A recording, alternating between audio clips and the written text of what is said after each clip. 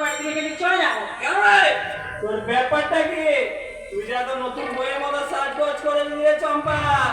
দেখি দেখি ঘুমটাটা একটু সরা। এই ঘোমটা তুমি হাত দেবে না বলে দিচ্ছি। আমি এখন চম্পারাই নই, এই ঘোমটার আড়ালে লুকিয়ে আছে এক পবিত্র গৃহবধূর সাজ।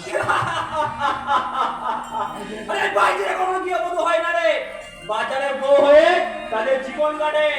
এখানে বসে বসে কোনো ফালতু স্বপ্ন দেখিস না রে চম্পা। যাবে কিনা আমি সেটা জানতে চাই। ঠিক আছে। শোনো বাবু, এই চম্পা যদি এখান থেকে পালিয়ে যায় তাহলে তোমাকে কিন্তু জান দিতে হবে। এই মেয়েটাই হলো এখন তোমার জীবন কাটে। তোকে পাহারা দিয়ে রাখতে পারলে তুমি বেঁচে থাকবে, আর তা না হলে